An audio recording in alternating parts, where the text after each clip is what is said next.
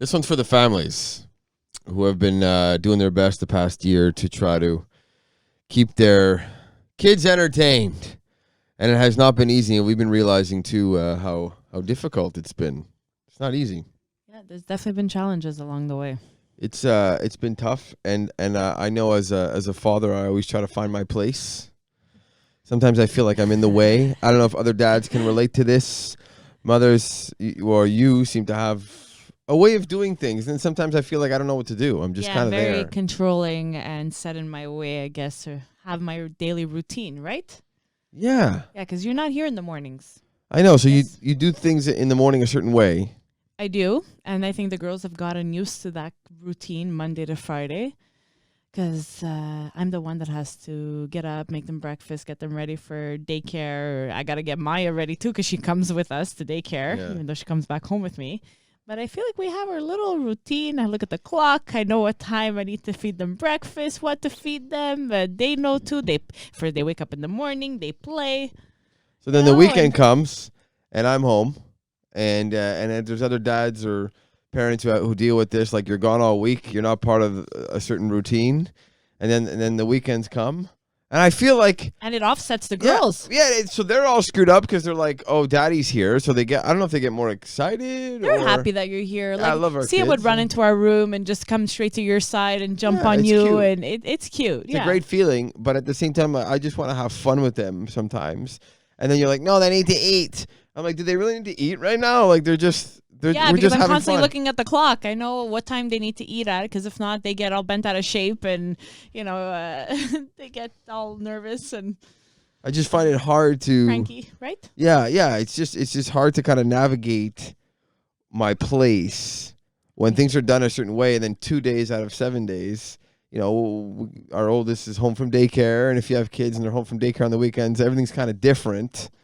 And if you have any suggestions on how you make that work, please let him know. Let us know. I've ran out of ideas too. I tell them, play with the kids, read them books, do puzzles with them, keep them entertained while I can take Saturday morning and maybe do a few things for myself or do some cleaning or prep some meals. And you deserve to do things for yourself, for sure. But no, did you just hear what I said? It was to prepare stuff for our family. I know. Everything you do is for us. Take care of myself. But you also need to take care of yourself, too. Like, go for massages, which you've done. I did. On Friday nights. I think it was easy. It's easy to do that either when the kids are sleeping in the afternoon or when they're going to bed at night. But you deserve to spoil yourself, too. And you don't do that enough. It's easier said than done. It's like a mother's instinct. You're like, oh, my God. I can't leave. Are you going to be okay with the kids? Like, you went for a massage the other day. And I literally kept my phone next to me.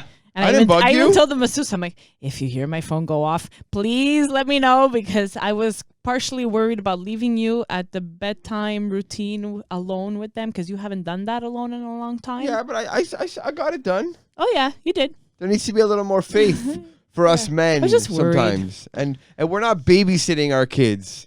No, you're not. If I hear that one more time, I swear to God. I'm sorry. I know. No, I'm guilty about having said that in the past. I know. I'm sorry. But you're not babysitting. It's not you who people have said that. They're like, oh, so you're babysitting your kids till your wife gets home. No, it's not babysitting when you're the parent. I know. Yeah. I also find the difference, though, and I need to bring this up, because, the weekends come and we have to keep our kids entertained. If you have kids, I mean, for us, we have a 2.5-year-old and a 1-year-old, so it's... They're not aware of this pandemic. They're not really. No. They don't understand what's going on. They don't have this expectation to see their friends and all that. So we're lucky. Or to go places, or to do activities. We feel you for your parents who have to deal with 6-year-olds and 8-year-olds and 10-year-olds. That must. Oh, even the teenagers. I'm sure that's a challenge too. Yes. But I'm gonna admit to something here, and I don't know if I've ever said this out loud. And boy, what are you gonna shoot at me? No, it hasn't to do with you necessarily, but I find, because my wife Tina will say. And maybe if there's men listening to the podcast, or you're married and maybe your husband feels the same way, or maybe he's told you this.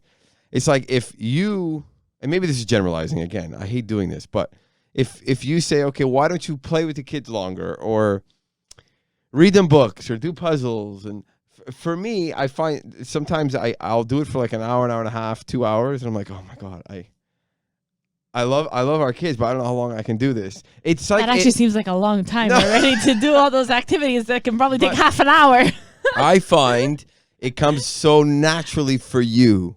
I don't know if it's a maternal thing where you start reading them books and doing this and doing that, and it's like you're not thinking of anything else. Well, you are. I am. You're somehow Always. taking care of everything, and it is so impressive because even I was talking to a friend recently, and we were saying the same thing. We were like, it's unbelievable how, like, our wives are they got everything under control. They can do a million things. They don't miss a beat.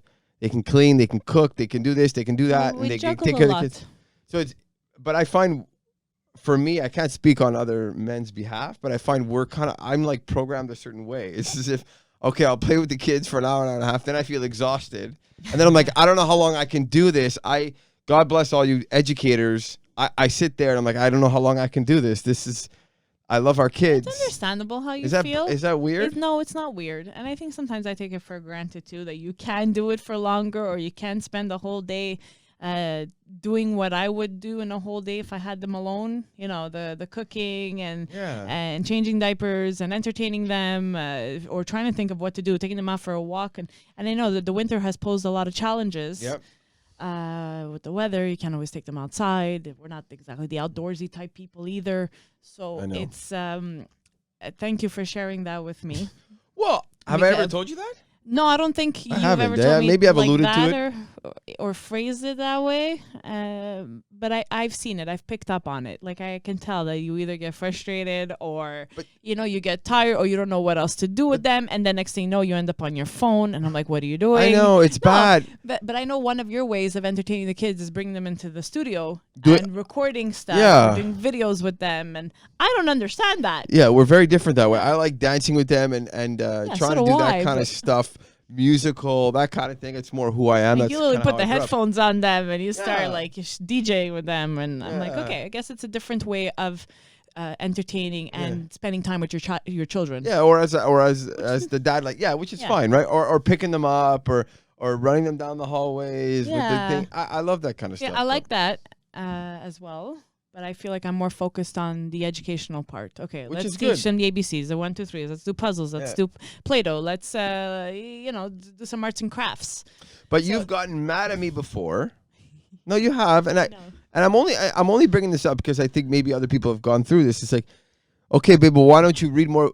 Why don't you read more books? I love reading them, doing in like funny voices and all that. But sometimes you'll read them one book. No, but sometimes I don't have the energy for it. And then there's other times where, okay, babe, you only did one puzzle. Why can't you do the puzzle longer? And I'm like, man, I start questioning myself. I'm like, am I a terrible father or a bad person? Because I say to myself, A, why don't I have the patience for this? B, these are such beautiful kids. I should be enjoying this time.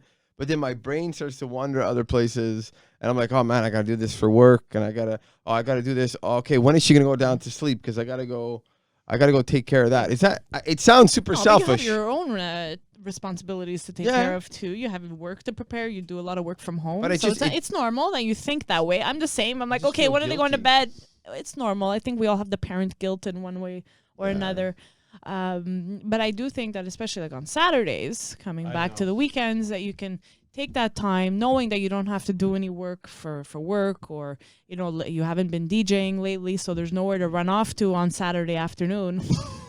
Sorry, the gyms are closed, so you can't go to the gym either. They're reopening. But like, take the time to cherish this time and spend the quality time teaching them and playing with them. I know. Because I feel like I do it a lot in the week. And then you have at least one day Saturday. And then Sunday could be my day with them, because you do a lot of work prep in the afternoons. It's just, they don't always sleep the best either. No. So I find it's like more, I look at you and I see how you are with them, and I'm like, man, how come I can't, like, how come I'm not like that? How come I don't think it's fair to compare. It's not fair to compare, because I'm the mom, and I guess this is the job that I've bestowed upon myself. And there's some dads who are better at it than the mom. Yes, right? Let's be honest. Yes, absolutely. So I don't. Not in our case. But in our case, I'm home. I spend time with them. I've been off from work to take care of our kids. More natural. It's more natural. Like, I'll be honest, I've never talked about this before. It doesn't always come as natural to you. I have and to I've push noticed, it a little more. Yeah. And it's okay. And I think and I've talked to other men about this, and it's all like, we're all balance. Balance is like, it's just a different type of connection, maybe. Yeah. You know what I mean? They love And having you home. it's a different relationship. Yeah, and they're always calling Dada. Yeah, it's Dada, I love you. It's a beautiful thing to be a parent if you've never experienced it. It's, Clearly, you're doing something right because you have a great bond with the girls. Oh yeah, no, look, it's amazing being a dad and being a parent. It's incredible. But sometimes when I see how you are, or I see how even other friends of mine who are dads, or I notice other dads, I'm like, so what'd you do today? Did this with my kid. I did that with my kid. And I said to myself, damn, 7-8 hours. You went tobogganing and you went skating and you went. I'm like, holy shit. You're making reference to our friends that have older children, True. Which also makes a difference. True, and they're I can't already wait for like those 4 or days. 5 years old, so you can do different activities. But even when you compare with your brother and your sister, they all have older kids. That's true. We're not going tobogganing with a 1-year-old. I think Sorry, it's, no, it's good that you mentioned that actually, because it's funny, and I think if you're in this situation, you totally get it, or maybe we have trouble seeing it. But if you have really young kids, like I'm talking like under 3, it's chaotic. It's hard because there's only so much you can do with them. And we've been so restricted. And confined. Year, can't even go swimming. Yeah. You can't go anywhere. All the activity It's true. centers are closed. Okay, a couple of museums are open, It's but just good luck getting an frustrating. appointment to go on the weekends. It's Okay. frustrating at times. of course it is. And every set of ages has its challenges. So you're right in a sense where I do look forward to the times when our kids are 5, 6, 7, 8, because I think that's when I'm gonna be better as a parent. You're always gonna be great. I'm gonna be better. You'll maybe. Do you know what I mean? I think maybe so. that's how you feel. But I feel like you're doing a great job now. But I do thank think you. you're, given who you are, your skills are going to be better put to use as a parent when they're a little bit older. I guess so. Yeah, because you'll be able to do all those activities with them, whereas I'm probably still going to be like, okay, I'll stay back and cook and make sure everything is ready for when you come back home. I don't know. Like, maybe that's how I was raised. My dad used to take me to for sure to soccer and I to plan swimming to do all that too. And my mom would stay back and Like I'll coach and stuff, and I could see you coaching. I'll do all that stuff. I've had cousins who have coached their daughters' soccer teams. Like they loved it. I grew up playing sports and in the rinks and all that, Yeah. but Not I as guess I've just been feeling that lately, and I haven't really opened up to you about it. And I think Thank you for opening up. And I wanted to open up to you on this podcast so other people maybe can hear kind of where I'm coming from and if it's a natural feeling or not. Like I don't know. I don't know. Like Are you alone in this, or do other men feel the same as you do with wives who have been staying home or even working from home and taking care of their kids at the same time? I'm sure it hasn't been easy on a lot of couples with young children. And then So don't feel like you're alone. No, I really appreciate don't think that. you are. I appreciate that, babe. But I also too sometimes feel even guilty, like if I'm in because I have like a studio, so compare Where that we to are like, right now. Yeah, that you can see if you're watching on YouTube. It's like an 8 feet room, and it's small, and it's kind of like my escape. And it is your escape. You could spend the whole day in here. If there's other men who have a man cave, if you have like a little place where you have a big screen TV and you kind of go to escape to, you can relate to this. But I guess sometimes I'm here and you're with the kids and I feel guilty. I'm like, man, I should be spending time. So then why don't you come upstairs and I do, and then I end up coming back sometimes, and I feel terrible. And sometimes I just feel like you get in the way when you Exactly. I'm That's why I sorry. come I'm back. actually opening up and saying I feel like you're in the way. Like even on the weekends, like we get up and we have a totally different routine with breakfast. Like you want to make breakfast, but yet I've been making breakfast for the last 5 mornings. So here's the and then we get on each other's nerves, right? I How many know. times does that happen on the weekends when we look forward to the weekend and then I don't look forward to it at the same time because I'm like, how is today going to be any different? Or like, how are we going to get on each other's nerves? Because it happens all the time.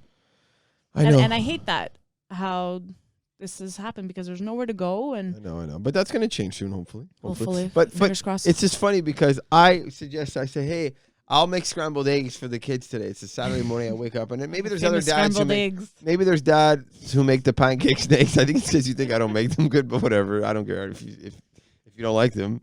But they're not terrible. They're okay. Not terrible. They're good. So I offer, and Tina a lot of times says, no, I'll do it. I'm like, don't. Your man is offering to say, hey, I'll handle breakfast. I'll make the eggs and the toast. You're like, no, I'll do it. But part of me just can't relinquish that control. God. Like I just want to do it all, but then I complain that I'm the one doing everything. I know it's a lose-lose for me. It's a weird. It's like a double-edged sword of like, where do you fall? Do you want me to help or not? Like, what do you expect? I don't know. I offer to help. No, I'll tell you. You prepare the fruit and I'll make the eggs or whatever. I'll make breakfast or I'll make lunch and you play with the kids while I prepare the meal. I don't know. This is what our marriage has turned into. You say make the fruit. So I'm basically the sous chef, the executive assistant, the right-hand man, second in charge, second in command. I'm secondary. I'm the understudy. If you know what an understudy is, do you know what an understudy is? So it's okay if you don't know what it is. An understudy is when you go see a musical or a play or a show. Oh, right. There's the main actor or main actress. There's always an understudy. What does the understudy do? The understudy knows how to do everything, but they're just waiting backstage or off stage if something should happen to that primary person, such as a sickness, an injury, maybe a death in the family, and they can't perform. The understudy steps in and gets the job done. So that's basically how I'm the secondary. So is this a good or a bad thing? It has its pros and cons because the pressure doesn't seem to fall on me a lot. When we have to make big decisions, babe, what are we going to do? Big decisions are made together. When there's really important decisions, it's like if you're the executive operations manager, and then I'm just like the an employee. Well, an employee, but like I have my little area. I'm like a chief employee where I have like my little section and I take care of my people, and you're like above me. So this is the hierarchy in our house. No, we do a lot of collaborative decisions, but I mean the day-to-day operations. The day-to-day, it's me. But it does sound accurate. Okay, and babe. You work, and that's your job, right? From the landlord too. Yeah. So you're the landlord, you're the guy who changes the batteries, takes out the garbage. What else do you call yourself? I don't know. I shovel the snow, I cut the grass, that kind of shit. But anyways, it's funny because we talked about it a bit on my morning show about how the roles and responsibilities in the household and how we compare it to a business. Yes, it's a business deal. But you can also, having spoken to other friends and colleagues, how the way we work in our household is different than the way they work in their household. Of course, everybody has a different kind of setup, right? Like sometimes it's the man who cooks more and who cleans more and who's more meticulous. Like we know a couple down our street who's like that. They're older and no kids. Yeah, but they it's have no funny. kids either. I'm like, it's funny. It's like the reverse. Yeah. Anyway, we hope you enjoyed this episode of the podcast. I need to remind you, I don't usually say this, but if you do like the podcast, if you're listening on whether it's Apple Podcasts, Spotify, if you're listening on iHeartRadio, if you're listening on Google, don't be shy to subscribe. Maybe you've already done that. That way you get the notification whenever we release a new episode Sunday nights at 7 o'clock. Also, if you watch on YouTube, please subscribe to our channel as well, Marriage Fastlane. If you're listening to this and you want to see us, because we make funny, dumb facial expressions, or at least I do. I do too. And we're recording this in our studio, in my studio, in my house, in our house. I said my house, our house. Sorry, babe. Oh, you corrected yourself. How many times do you get mad at me when I say mine or mine? mine? You're an only child, so you always say mine. Yeah, it's the only child syndrome. So yes, I know. Tina has this thing where I think it's because she grew up with no siblings. She always says my. She'll be talking to me and she's like, my kids are driving me nuts. Babe, I'm your fucking husband. God damn it. I'm not the stepdad. They're my kids too. At least I think they are. It was 30 years. No, I would say mine. I think it's cute. But if you want to see kind of what we look at, and we're in my studio. What we look like. And we're staring at the camera right now. It's kind of funny. Yeah, it's a little bit awkward. It is a little awkward. Yeah, I'm not used to this. We see each other on my webcam. But like you look at the webcam and I look at you. I don't know. Yeah, it's weird. It's weird. I mean, we only started filming them about halfway through, but we think it's good because you can see kind of the body language and stuff if you want to check that out. So you can go on YouTube.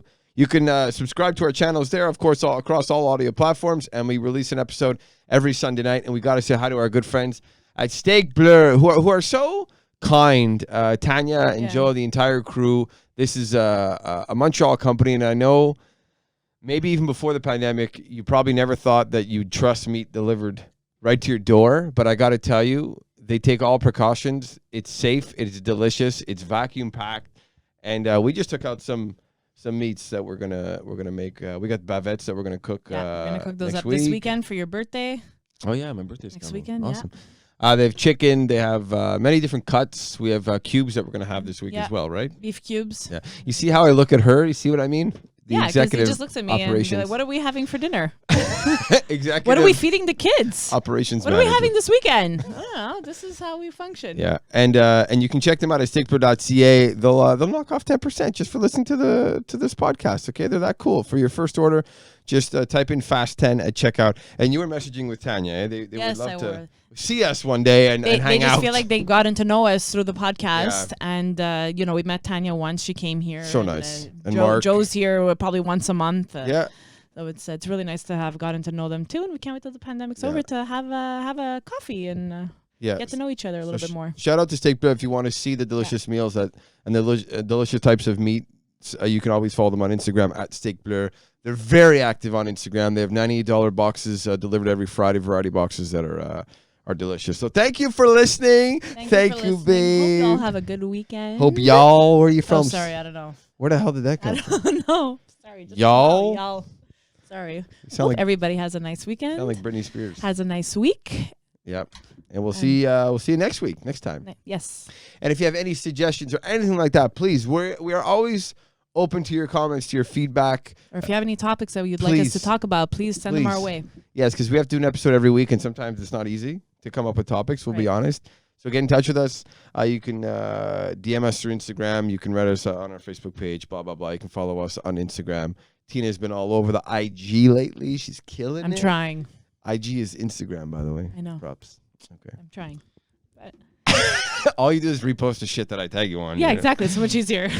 And then she asked me, like, how do I tag somebody? I'm just learning. I know. I'm far behind this Instagram. It's beautiful. It's wonderful. Thanks for listening and watching. We appreciate it. See you next time. Bye. Bye.